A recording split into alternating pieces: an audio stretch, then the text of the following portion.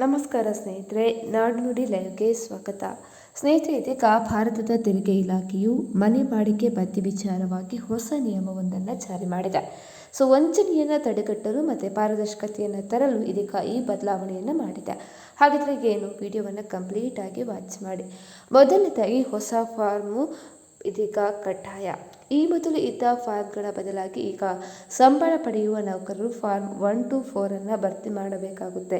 ಇದರಲ್ಲಿ ನೀವು ಬಾಡಿಗೆ ನೀಡ್ತಾ ಇರುವ ಮಾಲೀಕರು ನಿಮ್ಮ ಸಂಬಂಧಿಕರೇ ಅಥವಾ ನಿಮಗೂ ಅವರಿಗೂ ವೈಯಕ್ತಿಕ ಸಂಬಂಧವಿದೆಯೇ ಎಂಬುದನ್ನು ಕಡ್ಡಾಯವಾಗಿ ಘೋಷಣೆ ಮಾಡಬೇಕು. ಎರಡನೇದಾಗಿ, ಕುಟುಂಬ ಸದಸ್ಯರಿಗೆ ಬಾಡಿಗೆ ನೀಡುವಾಗ ಎಚ್ಚರ ವಹಿಸಬೇಕು. ಬಹಳಷ್ಟು ಜನರು ತಮ್ಮ ತಂದೆ ತಾಯಿ ಅಥವಾ ಸಂಬಂಧಿಕರ ಹೆಸರಿಗೆ ಸುಳ್ಳು ಬಾಡಿಗೆ ರಶೀದಿ ನೀಡಿ ತೆರಿಗೆಯನ್ನು ಉಳಿಸ್ತಾ ಇದ್ರು. ಈಗ ಅಂತಹ ವ್ಯವಹಾರಗಳ ಮೇಲೆ IT ಇಲಾಖೆ ಕಣ್ಣಿಟ್ಟಿದೆ. ನೀವು ನಿಮ್ಮ ತಂದೆ ತಾಯಿಗೆ ಬಾಡಿಗೆ ನೀಡ್ತಾ ಇದ್ರೆ ಅವರೊಂದಿಗೆ ಕಾನೂನುಬದ್ಧ ಬಾಡಿಗೆ ಒಪ್ಪಂದ ಇರಬೇಕು. ಇನ್ನು ಬಾಡಿಗೆಯನ್ನು ನಗದು ರೂಪದಲ್ಲಿ ನೀಡುವಂತಿಲ್ಲ, ಬ್ಯಾಂಕ್ ಟ್ರಾನ್ಸ್ಫರ್ ಅಥವಾ ಚೆಕ್ ಮೂಲಕವೇ ನೀವು ಪಾವತಿ ಮಾಡಬೇಕಾಗುತ್ತೆ.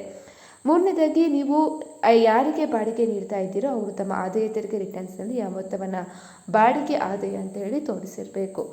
ಬೇಕಾಗುವ ದಾಖಲೆ ಯಾವುದಪ್ಪ ಅಂತ ಹೇಳಿದರೆ ಭೂ ಮಾಲೀಕರ ಪೂರ್ಣ ಹೆಸರು, ಮನೆಯ ವಿಳಾಸ, ಭೂ ಮಾಲೀಕರ ಪಾನ್ ಕಾರ್ಡ್ ಮತ್ತು ನಿಮ್ಮ ಭೂ ಮಾಲೀಕರ ನಡುವಿನ ಸಂಬಂಧದ ವಿವರಗಳು, ಇಷ್ಟು ಕೂಡ ಬೇಕಾಗ್ತದೆ.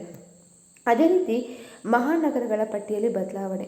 ಒಂದು ಸಣ್ಣ ಸಮಾಧಾನದ ಸಂಗತಿ ಏನಪ್ಪ ಅಂತ ಹೇಳಿದರೆ, ಬೆಂಗಳೂರಿನಂಥ ನಗರಗಳಲ್ಲಿ ವಾಸ ಮಾಡ್ತಾ ಇದ್ದವರಿಗೆ ಈಗ 50% HRA ಕಡಿತದ ಲಾಭ ಸಿಗಲಿದೆ.